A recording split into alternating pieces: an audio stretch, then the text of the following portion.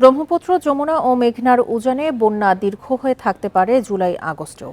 বন্যা ব্যবস্থাপনা গবেষকরা বলছেন 10 বছরে এই দুই অববাহিকায় বন্যার প্রবণতা বেড়েছে। এবছরও উত্তর পূর্বাঞ্চলে বন্যার ভোগান্তি থাকবে বলে পূর্বাভাস দিয়েছে বন্যা সতর্কীকরণ কেন্দ্র। জুলাইয়ের শেষে তিস্তা তীরেও হতে পারে বন্যা।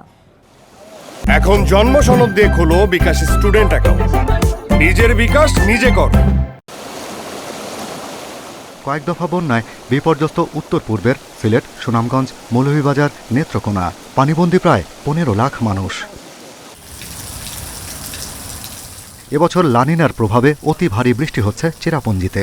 বঙ্গোপসাগর থেকে আসা জলীয় বাষ্প হিমালয়ে বাধা পেয়ে বৃষ্টি হয়ে ঝরছে, তাই উজানের ঢলে অসময়ে বন্যা সিলেটে। গবেষকেরা বলছেন জুলাই শেষে বন্যা আরও তীব্র হতে পারে। তৃতীয় সপ্তাহ এবং চতুর্থ সপ্তাহে আবার একটা বন্যার আশঙ্কা আছে। তো কাজেই ওই এলাকার জন্য এটা অবশ্যই একটা আশঙ্কাজনক পরিস্থিতি যে বারে বারে বন্যাটা হচ্ছে এবং ক্ষতির পরিমাণটাও জ্যামিতিক হারে বাড়তে থাকবে। সেই ক্ষেত্রে আগস্টের পরিস্থিতিটা কীরকম হয় এটা আমাদের সতর্ক থাকতে হবে।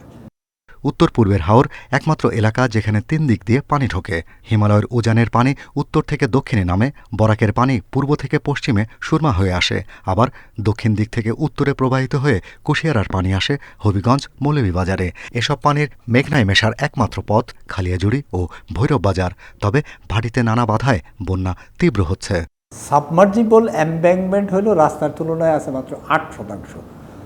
তো কাজে আমরা বুঝতে পারতেছি যে এই যে অনেক রাস্তার দৈর্ঘ্য এবং এর মধ্যে অনেকগুলো রাস্তাই ক্রস ফ্লো, মানে অ্যাক্রস দ্য ফ্লো, প্রবাহ যেদিকে যায় তার আড়াআড়িভাবে রাস্তাগুলো করা হয়েছে।